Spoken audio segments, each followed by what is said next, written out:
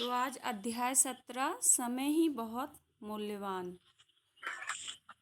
समय बहुत ही मूल्यवान। ये कविता है हरिकृष्ण देवसरे जी की और इस कविता में समय अनमोल धन है। इस धन की महत्ता हमेशा हमें समझनी चाहिए। समय किसी का इंतज़ार नहीं करता। बीते समय को किसी भी तरह से वापस नहीं लाया जा सकता। ये तो आप सभी जानते हैं, जो समय एक बार बीत जाता है तो वो अगर हम सोचें कि वापस आ जाए तो वो नहीं ला सकते। हमें समय के पल पल का यस मैम। सदुपयोग करना चाहिए। समय का मूल्य समझने वाला सफलता की ऊंचाइयां छूते हैं और इसे नष्ट करने वाले स्वयं भी नष्ट हो जाते हैं।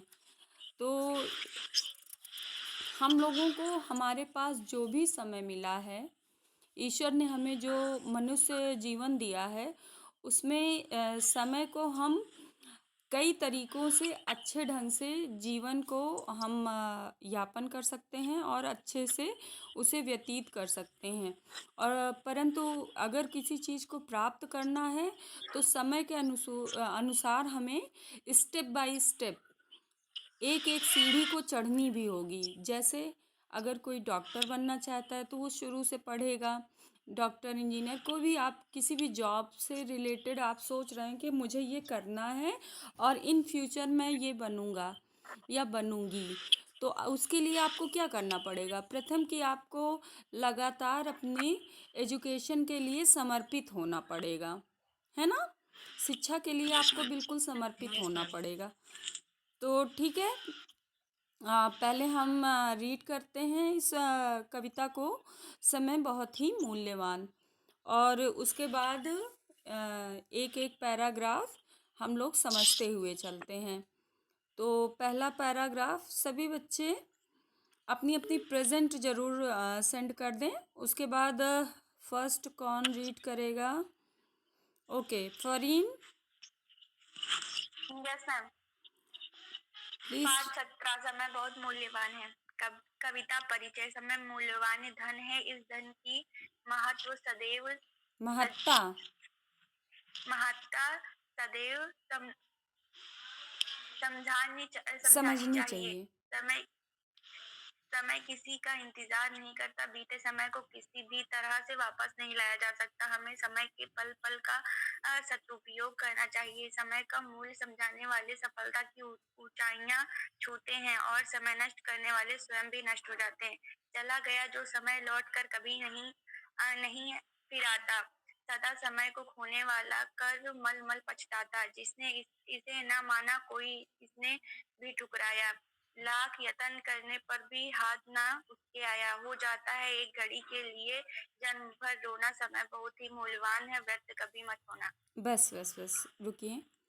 अभी यहाँ पे पहली दो लाइनों में कवि ने कहा है, चला गया जो समय लौटकर कभी नहीं फिर आता। जो समय एक बार चला जाता है वो वापस कभी नहीं आता। सदा समय को खोने वाला कर मल मल पछताता। करमीन अपने हाथों को मलता है। अगर एक बार जो समय चला गया, उस समय को अगर हमने खो दिया तो फिर हम उसका कुछ भी नहीं कर सकते, सिर्फ एक पछतावे के सिवा। जिसने इसे न माना उसको इसने भी ठुकराया। जिसने इस बात को नहीं माना और समय के अनुरूप अपने कार्यों को नहीं किया तो उसको समय भी ठुकरा देता है। ठीक है। समय बहुत ही मूल्यवान है, व्यर्थ कभी मत खोना। इसलिए समय बहुत ही मूल्यवान है और हमें समय का सदुपयोग करना चाहिए और उसकी महत्ता को समझना चाहिए। उसके महत्व को समझते हुए समय के अनुरूप ही हमें अपना कार्य करना चाहिए, क्योंकि कोई भी समय एक बार जब हमें जो मौका मिलता है वो मौके बार बार नहीं मिलते। वो समय बार बार लौट के नहीं आता है। जैसे आपको ये समय पूरा एक पीरियड मिला है शिक्षा के लिए, तो आप पूरी तरह से समर्पित हो जाइए शिक्षा के लिए। और हमें हर हाल में अपने लक्ष्य को प्राप्त करना है और समय के अनुरूप जो आपको सिलेबस के अनुरूप आपने जो स्टडीज़ की हैं, जो अध्ययन किया है, उसका रिवीजन करते रहें। ओके। ठीक है, इसके यस मैम। बाद Rishabh second yes ma'am. Paragraph read करें। धन खो जाता श्रम करने से, फिर मनुष्य है पाता। स्वास्थ्य बिगड़ जाने पर उपचारों से है बन जाता। विद्या खो जाती फिर भी पढ़ने से है आ जाती, लेकिन खो जाने से मिलती नहीं समय की थाती। जीवन भर भटको छानो दुनिया का कोना कोना, समय बहुत ही मूल्यवान है, व्यर्थ व्यर्थ कभी मत खोना। ओके, बहुत बढ़िया। अब प्रस्तुत पंक्ति में कवि हरिकृष्ण देव सरे जी ने स्पष्ट लिखा हुआ है। इसको आप अगर क्रमशः पढ़ेंगे तो आप इसको बहुत अच्छे से समझ लेंगे। धन खो जाता है श्रम करने से, फिर मनुष्य है पाता। अगर हमारा धन खो गया है या उसे उसका किसी कारणवश, किसी भी कारणवश चोरी हो जाना या फिर किसी कारण से आपत्ति आ जाना, विपत्ति के समय में अगर किसी कारण से भी हमारे पास से धन चला गया है, तो हम क्या कर सकते हैं? हम और कड़ी मेहनत करेंगे और अपने आप को मेहनत करके उस पैसे को हम कमा सकते हैं।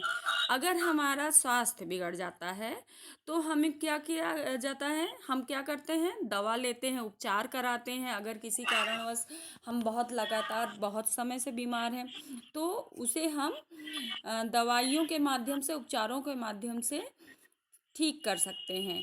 अगर समझ लीजिए कि हमने लगातार अभ्यास नहीं किया है और हम अपनी विद्या को भूल चुके हैं, तब हम क्या कर सकते हैं?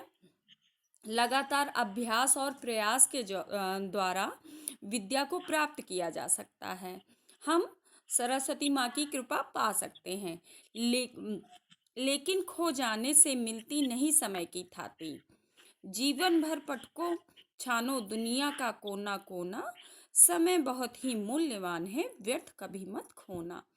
बच्चों, यहाँ पर थाती शब्द पूंजी के लिए लिया गया है। पूंजी जो हमारी धरोहर, लेकिन अगर ये समय रूपी धरोहर हमारी पूंजी एक बार खो जाती है, तो हम चाहे दुनिया के किसी भी कोने में चले जाएं, जीवन भर उस चीज़ को ढूंढते रहें, लेकिन समय इतना ज़्यादा मूल्यवान है कि वो कभी भी वापस आपको नहीं मिलेगा।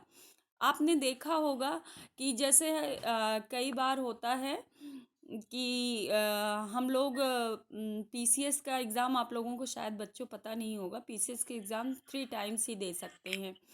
तो वो 3 बार का जो आपका टाइम पीरियड है, उसी 3 बार में अगर आपने अचीव कर लिया तो आप कैपेबल हैं, अदरवाइज़ तीसरे से चौथी बार अगर आप फॉर्म भरेंगे तो आपका फॉर्म खुद ही रिजेक्ट हो जाएगा।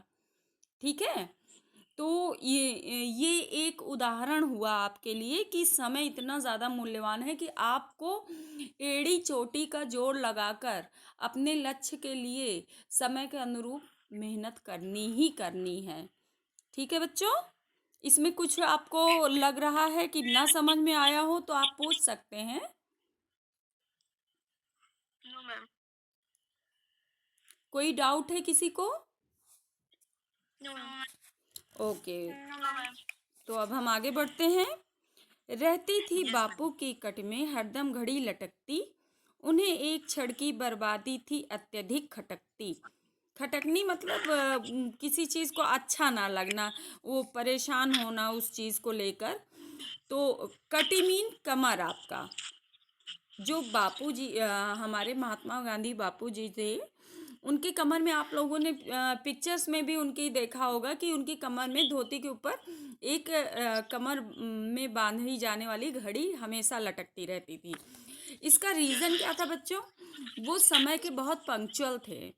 वो समय के अनुरूप ही कार्य करते थे। अगर उनका खाने का समय है तो उतने टाइम ही खाना खाएंगे, लेकिन अगर उससे पहले कोई काम कर रहे हैं और किसी कारणवश उस काम में ज़्यादा समय लग गया और खाने का समय निकल गया, तो वो कभी खाने के लिए नहीं जाते थे, भोजन के लिए नहीं जाते थे। उस भोजन का त्याग कर देते थे कि आज मेरे भाग्य में भोजन नहीं था, इस वजह से मैं उसका त्याग करता हूँ और दूसरे काम में जो उन्होंने टाइम दिया है, उस टाइम में वो काम करने लगते थे। तो इसीलिए हमें भी उनके आदर्शों का पालन करना चाहिए और एक भी क्षण की बर्बादी नहीं करनी चाहिए। बच्चों, तुम भी उसी भांति पल पल से लाभ उठाओ, व्यर्थ न जाए कभी एक क्षण भी, ऐसा नियम बनाओ। तो प्यारे बच्चों, आप लोगों को भी समय के एक एक पल का लाभ उठाना चाहिए और हमारा समय बेकार ना जाए, इसके लिए हमें अपने जीवन के से संबंधित अपने दैनिक दिनचर्या का एक नियम बना लेना चाहिए कि हम इतने बजे उठेंगे, इतने बजे हम शारीरिक कार्यों से निवृत्त होकर, दैनिक कार्यों से निवृत्त होकर हम स्टडी करेंगे, अध्ययन करेंगे और इसके बाद ये काम करेंगे।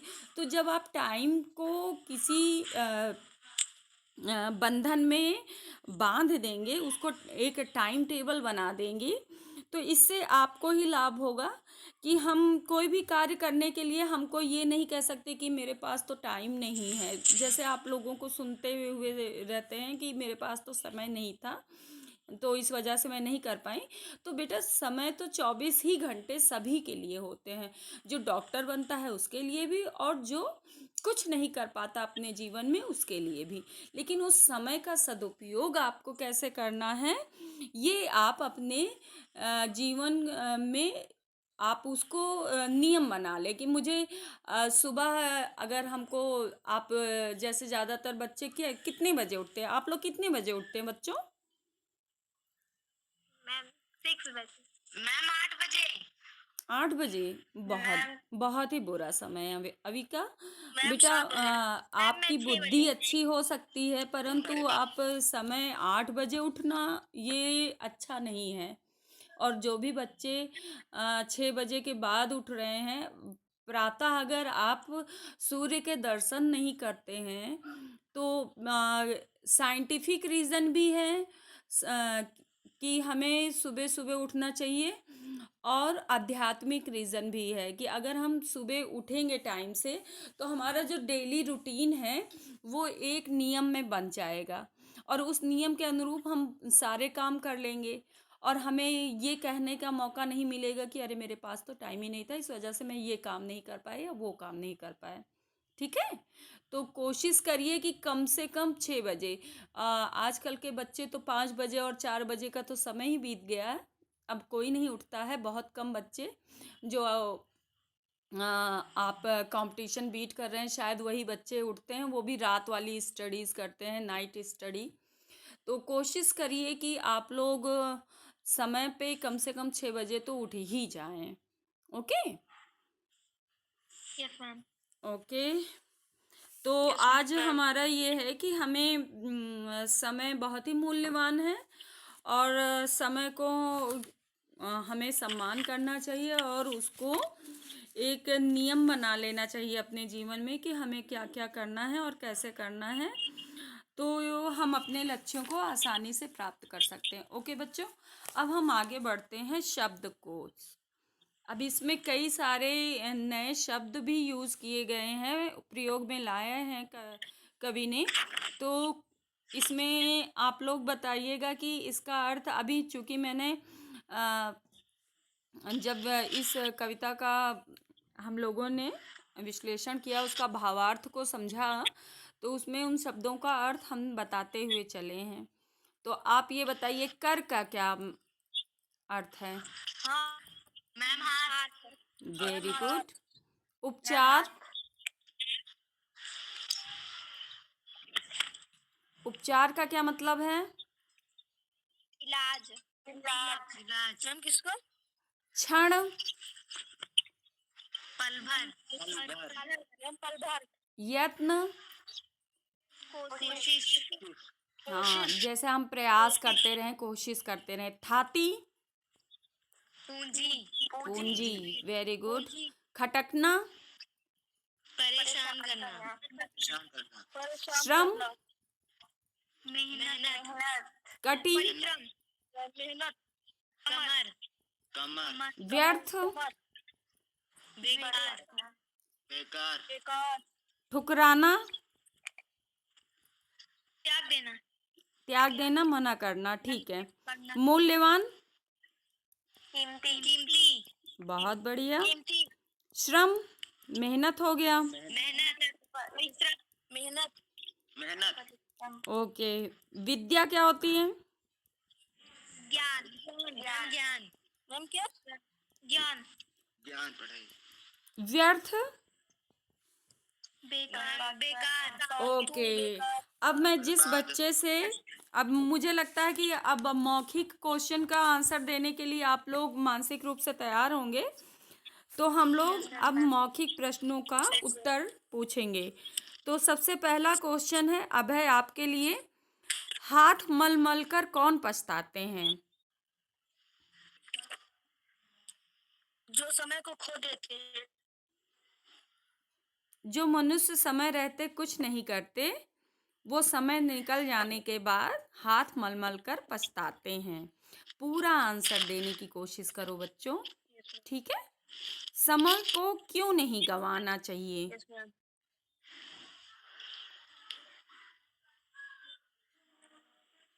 सम, समय को क्यों नहीं गंवाना चाहिए? एक समय चला जाता है, वो दोबारा लौट कर नहीं आता है, इसीलिए समय को गंवाना नहीं चाहिए। ओके, अरसलान बेटा आप बताओ।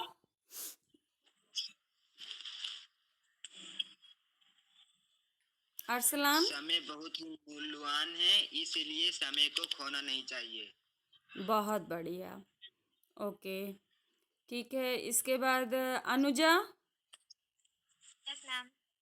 अब आप बताएंगी कविता में बच्चों को कैसा नियम बनाने के लिए कहा गया है? कविता में बच्चों को ऐसा नियम बनाने के लिए कहा गया है कि वो अपने समय को नष्ट ना करें। हाँ, और अपने लक्ष्य को लिए हमेशा उसका अपने लक्ष्य एक को प्राप्त नियमबद्ध जीवन शैली का निर्माण करें। ठीक है। कवि ने बच्चों को किस बात को गांठ बांध लेने के लिए कहा है? कवि ने बच्चों को समय को बर्बाद न करने के लिए गांठ बांधने के लिए कहा है। बहुत बढ़िया। Avika, yes ma'am. खोया स्वास्थ्य किस प्रकार से पाया जा सकता है? मैम, खोया स्वास्थ्य उपचारों से पाया जा सकता है। उपचार करवा के पाया जा सकता है। जा सकता है। ओके। अविका, दूसरा प्रश्न भी आपके लिए है। कवि ने बीते समय के विषय में क्या कहा और क्यों?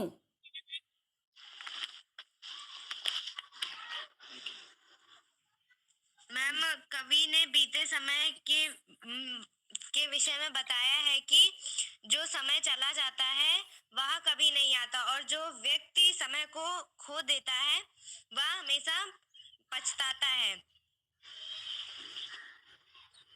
ओके। Aditi, yes ma'am. कवि ने समय को मूल्यवान क्यों बताया है? कवि ने समय को मूल्यवान इसलिए बताया है क्योंकि समय समय लौटकर कभी नहीं आता। जो इसका उपयोग नहीं करते वो हाथ मल कर पछताते हैं। समय बहुत ही मूल्यवान है। कविता क्या संदेश, इससे कविता में क्या संदेश मिलता है? इस कविता से आपको क्या संदेश मिला? अदिति। समय बहुत ही मूल्यवान है। इस कविता से हमें यह संदेश मिला कि हमें समय को नष्ट नहीं करना चाहिए, समय का सदुपयोग करना चाहिए, समय समय पर हर कार्य करना चाहिए, समय का सदुपयोग करें। बहुत बढ़िया राजवीर। ओके बच्चों, अब हम लोगों के बहुविकल्पीय प्रश्न हैं, तो इसमें कई ऑप्शन है। सही ऑप्शन है जैसे, श्रम करने से मनुष्य फिर क्या पा सकता है? मजदूरी, धन, समय। धन। स्वास्थ्य बिगड़ जाने पर किससे दोबारा पाया जा सकता है? उपचारों से। प्रस्तुत कविता में रचयिता का नाम क्या है? हरि कृष्ण देवसरे।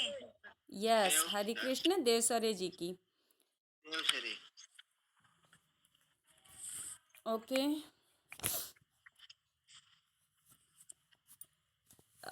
यहाँ पर धन खो जाता श्रम करने से फिर मनुष्य है पाता। आशय स्पष्ट करना है। तो इस पंक्तियों का क्या आशय है, कवि क्या कहना चाह रहा है?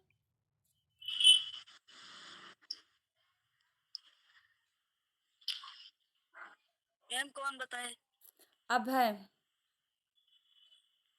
धन खो जाता श्रम करने से फिर मनुष्य है पाता। इस पंक्ति के द्वारा कवि कहना चाहते हैं कि अगर धन खो जाता है तो परिश्रम करने से वो फिर हमें मिल जाता है। बहुत बढ़िया। फरीन, विद्या खो जाती फिर भी पढ़ने से है आ जाती। इस पंक्ति में कवि क्या कहना चाहता है?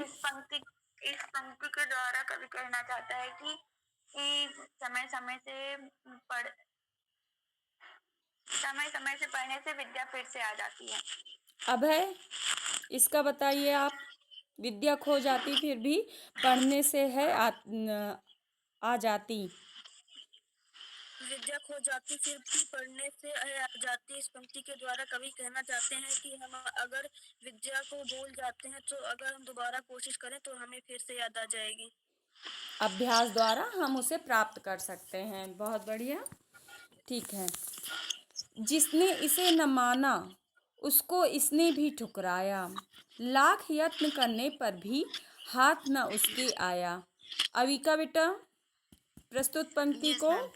सप्रसंग बताइए। मैम, प्रस्तुत कविता में कवि ने समय के बारे में वर्णन किया है। व्याख्या: कवि कहता है कि जो समय का प्रयोग नहीं करता समय उसे ठुकरा देता है और आप लाख यत्न कर लो मगर हाथ कुछ नहीं आता है। बहुत सुंदर।